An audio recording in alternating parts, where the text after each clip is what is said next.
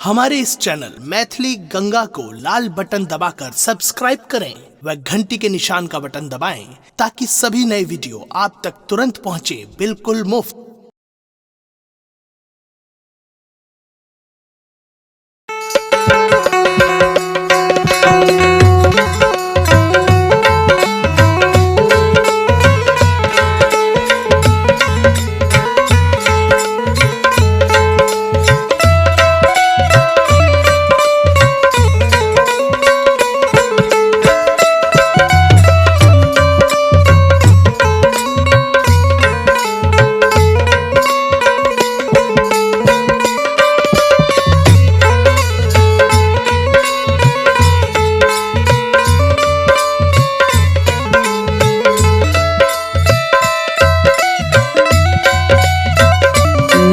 धर्मराज बाबा जिस समय में बाबा ज्योति पर बेपक्ष भै गए। बाबा ज्योति के सुंदर काया तोड़ के कोई कुष्ठी बना दिल के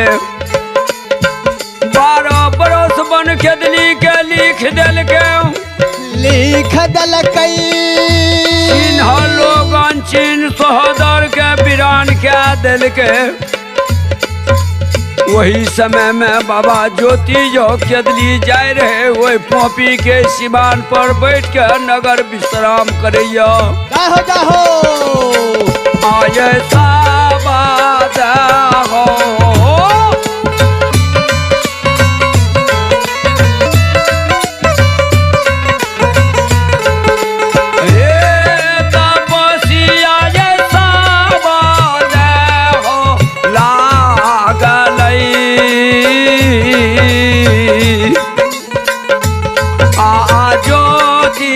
बाबा होता पासिया आये कोली के कहाइया हो सामोए।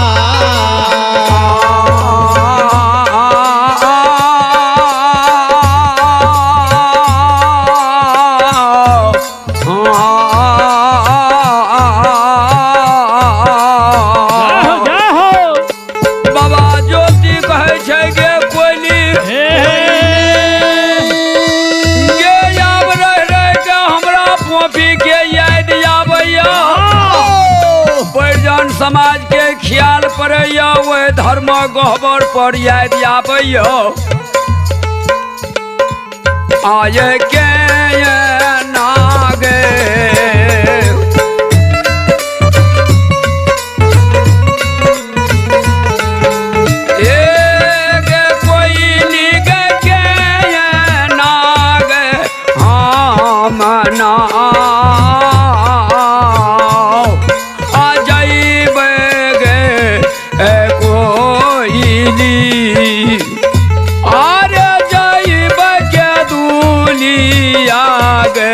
बाना है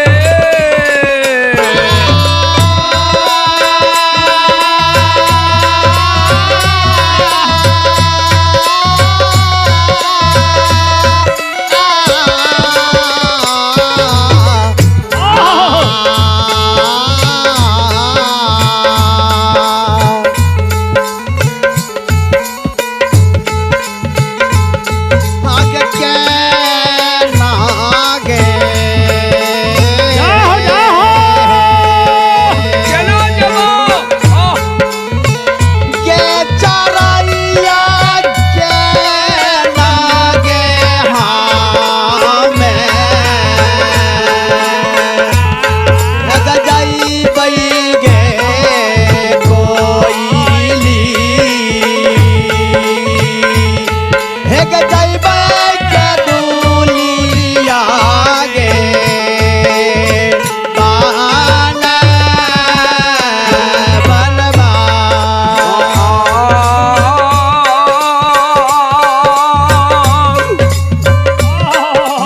ज्योति कहे छे गे कोयली रह रह कर कॉपी में धर्मराज के गोबर के याद आबैयो परिजन समाज के ख्याल पड़ैयो। अब केना ये बन केदली में जाके धर्मराज के कौल के पूरा करबे। धर्मराज कहे छे हे होलमंत लाल बाबा ज्योति के 12 बरस बनवास लिख दिलिए, लेकिन आइ बाबा ज्योति बन में हमर कौल पूरे ले जाय छे और गांव के सर समाज ये ख्याल पड़े छे। आये ज्योति ये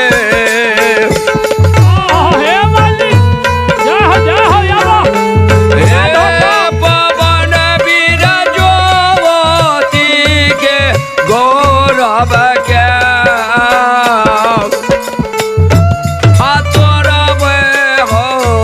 पवन वीर अरे तोरब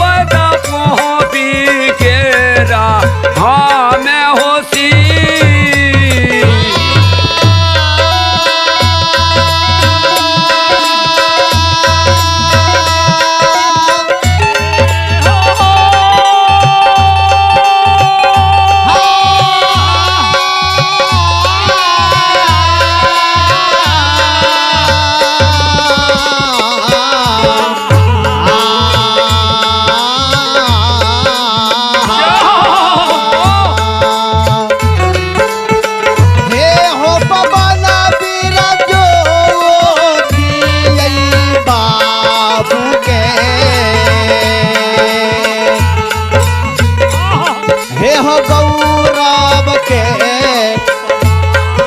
भगवान भी हे हो तोरा जब गोपी केरा हे हो बाबा धर्मराज कहे छे हे हो होलमत लाल है बाबा ज्योति के गौरव के मोह के तोड़ देबे। धर्मराज जो बाबा ज्योति के जन्म स्थान पोपी के ख्याल पर ले धर्मराज अपना रूप के छोड़ के यार मुसाफिर के रूप धारण क्या ललके लाल पियर कपड़ा पहिर ललके यो आ मोटा बन के कपार पर ला ललके लीला के हो बिसता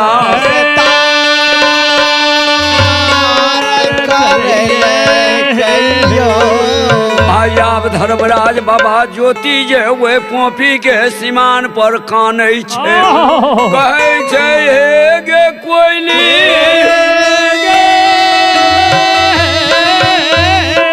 यते समाज में कमलिया अनहरा के कोढ़िया के काया बाझी के निदिन पूत दे दैये, लेकिन कोई आब के यदबटियों में भेंट मुलाकात नहीं कलके। आब चल चल केदली में जाके धर्मराज के कौल के पूरा क्या दिए। वही समय में धर्मराज लीला के हो बिसता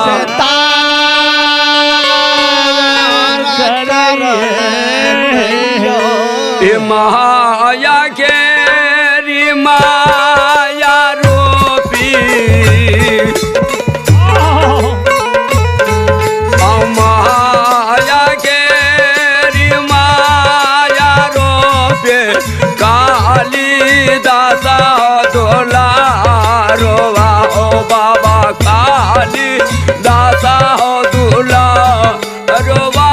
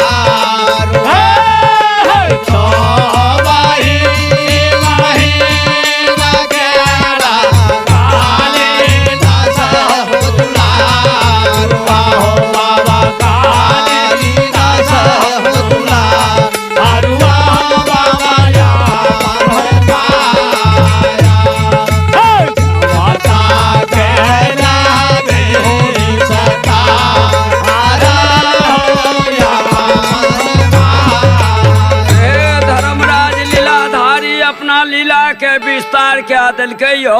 मुसाफिर के रूप धारण क्या के लाल पियर कपड़ा से पहिर लेलके आ सिर पर मोटा ला लेलके बाबा ज्योति के यागा दनी हो छे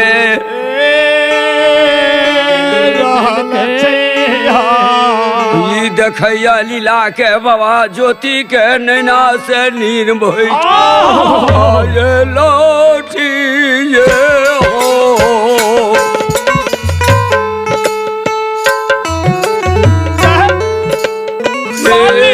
हो बाबा ये लोटी ये हो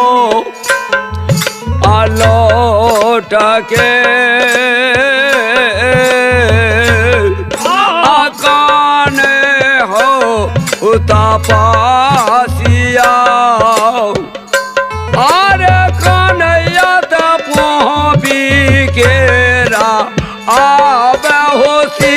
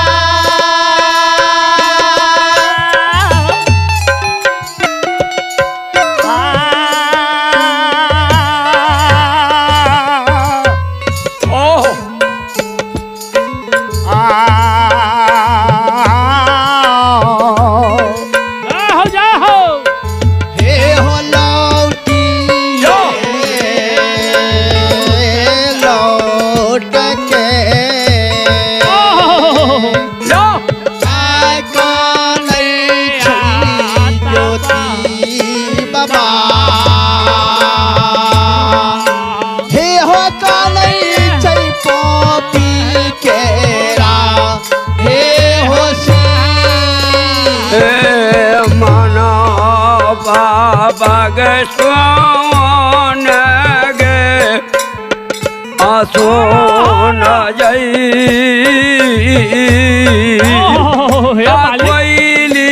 गे चाराइया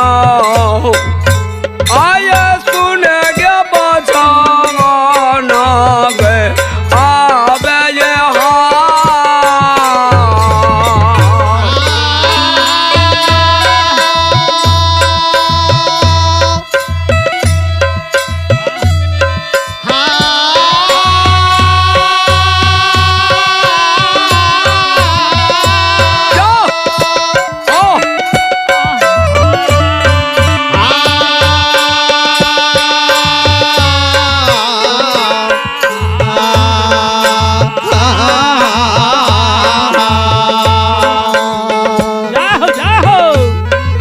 छे गे कोयली हे गे सुन गे हे गे कोयली गे चराइया हे गे सुन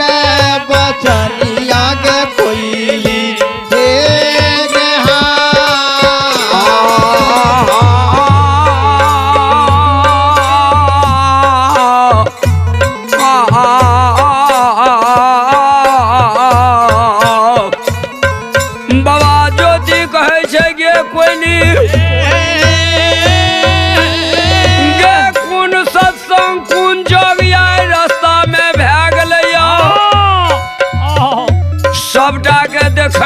मोटा कपार पर लाल पियर बस्ता पहनने जा रहा आगे काउन आगे मेला नहीं लगल गए सहोदरा अरे लगल त बटिया माय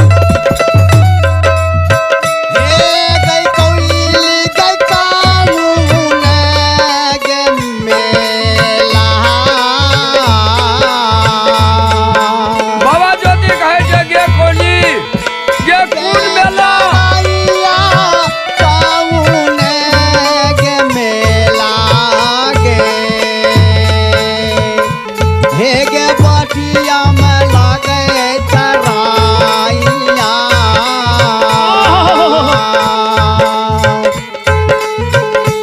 हे गे लागे छै बटिया में मेला हे गैया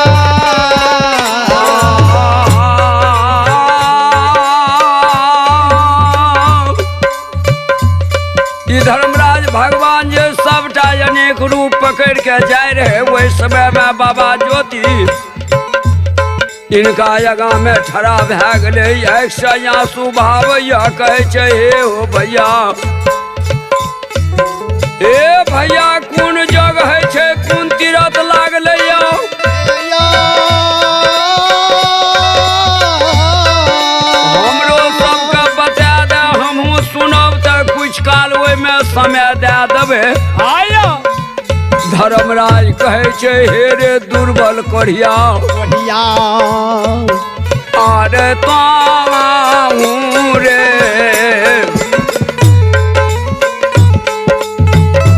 धर्मराज कहल गए हे हो कोढ़िया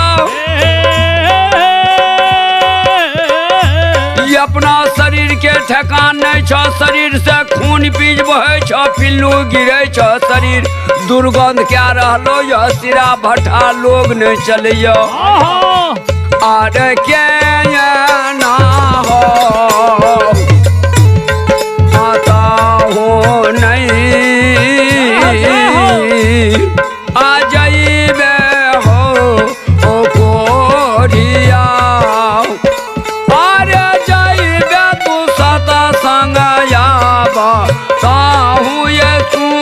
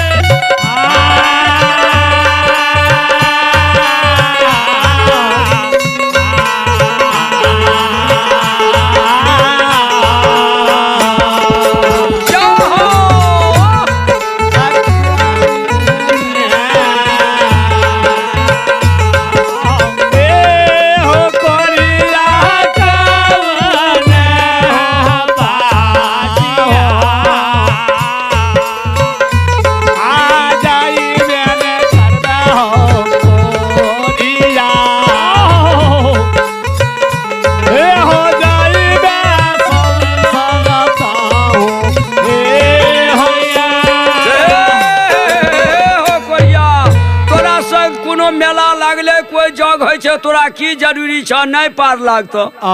सरकार ओहि समय में बाबा ज्योति कानै छै कहै छै हे हो भैया मुसाफिर हमरो कह दे हूँ कुछ देर ओहि में समय दे देबै काल के हे रे दुर्बल कोढ़िया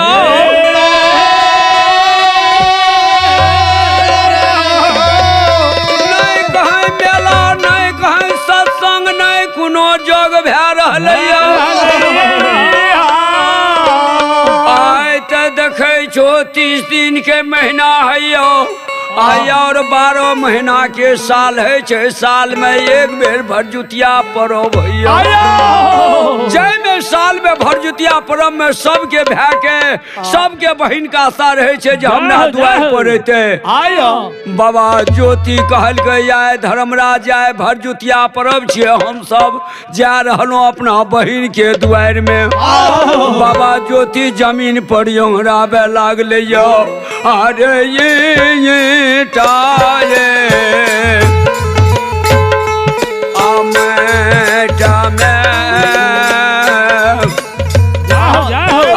फोरे छे तपासिया अरे फोरया दया पन ये आबे हो का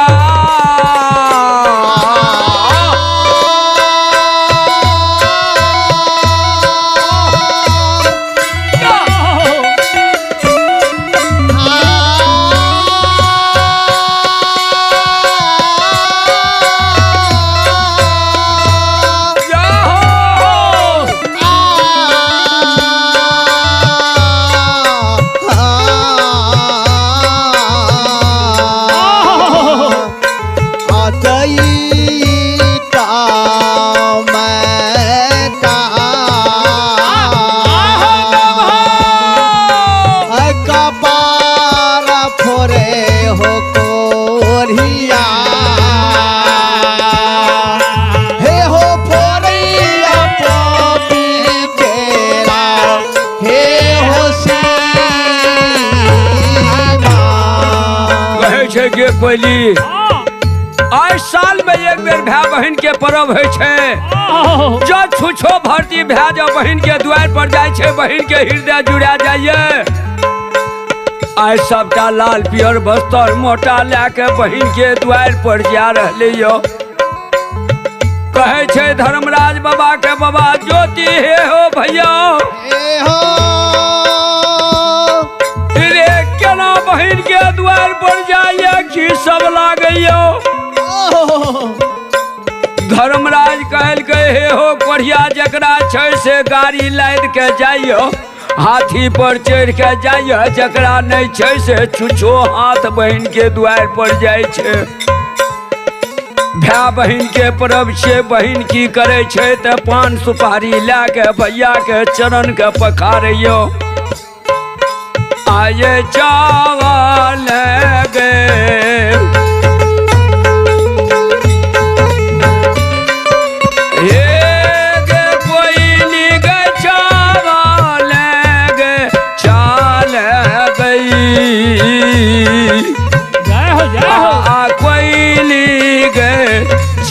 चराइया अरे चल गे बहिनिया के आवे ये दू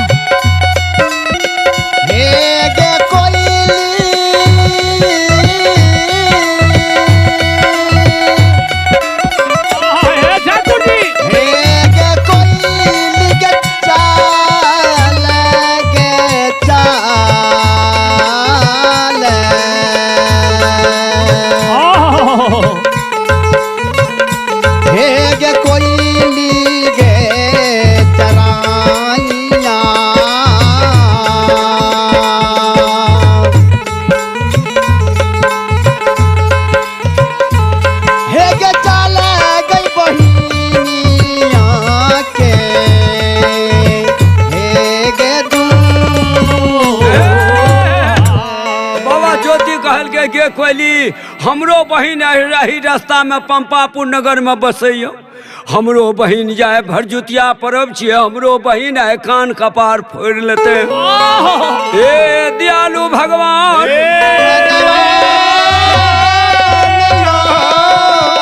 ज्योति अब ये ने केदली के बार छोड़ दल के जन्म स्थान के ख्याल के छोड़ दल के आ कहल के गे कोइली चल चले बहिन के द्वार पर जाके आ बहिन से भेंट मुलाकात क्या के तब केदली गे बनबा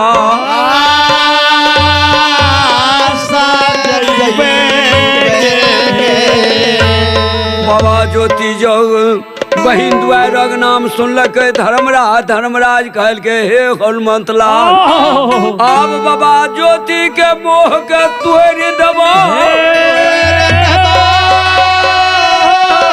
अब ज्योति बाबा जो जाय छे ओना बहिन जो देखते त ज्योति बाबा के पानी बिछौना देते आ ज्योति बाबा के मोह नहीं टूटते से नहीं तो धर्मराज अपना रूप के छोड़ के संत ब्राह्मण के रूप धारण क्या लेके आरसी राय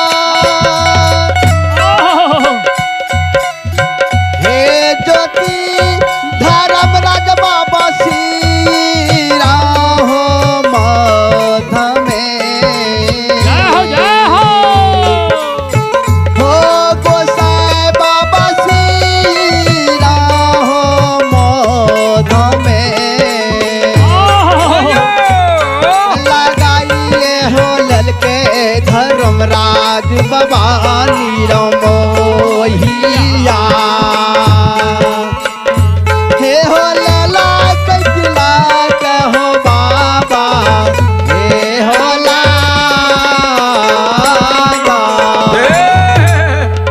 धर्मराज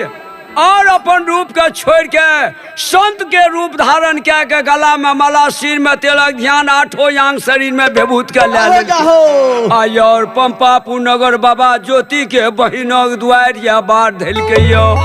ज्योति बाबा के चुगली करे ले हो चे